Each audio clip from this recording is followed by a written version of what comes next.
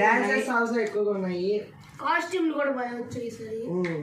And నేను expect చేసేది మాత్రం 1100-1500 పైనే ఎక్స్పెక్ట్ చేస్తున్నా. లైక్స్ అయితే 300, కానీ ఫ్యాన్స్కి ఎంత అనిపిస్తుందో వాళ్ళు ఇవ్వాల్సింది మనం తీసుకోవాలి. ఎంత వచ్చినా మేము సాటిస్ఫైడ్ ఖచ్చితంగా. And please subscribe Hanuman shots and Jashwant rock star.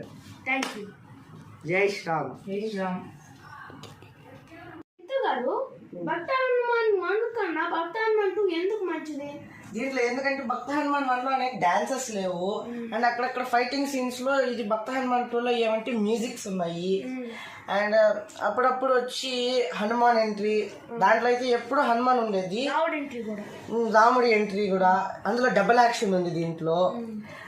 3 dances పైనే ఉన్నాయి ఇంకా.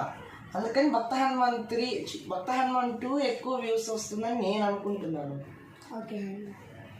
కానీ దీంట్లో అయితే ఎఫెక్ట్స్ కూడా బాగున్నాయి. అంటే భక్త హనుమాన్ 1లో అనేది నేను తపస్సు చేసేటప్పుడు వెనకల మౌంటైన్స్, ఐస్ మౌంటైన్స్ అనేవి లేవు, కానీ భక్త హనుమాన్ 2లో ఐస్ మౌంటైన్స్ ఉన్నాయి. అది దానికోసమే నేను దీనికి ఎక్కువ వ్యూస్ వస్తాయని చెప్తున్నాను. కష్టపడ్డాడు మూవీకి. నేను కష్టపడిందంటే 1 yearగా తీస్తున్నాము. బాగానే కష్టపడ్డాను. మీకు ఏది ఛాలెంజింగ్ గా అనిపించింది మూవీలో మధ్యలో? మూవీ ఎండింగ్స్ లేదా మధ్యలోనా? మధ్యలో ఎవరు లేకపోవడం, ఫైటింగ్ సీన్స్ కొంచెం మనుషులు లేకపోవడం. ఎస్, అంటే మీ సైడ్ కూడా మనుషులు లేరు, మా సైడ్ కూడా తక్కువ మనుషులు. అంతేకాకుండా యుద్ధంలో అయితే నేను ఎక్కువ కష్టపడింది అయితే యుద్ధం సీన్ తీయడంలో. యుద్ధం సీన్ ఎందుకు అంత తక్కువ మంది ఉన్నారు హనుమాన్ గారు? అంటే దానికైతే అసలు ఎవరు దొరకలేదు.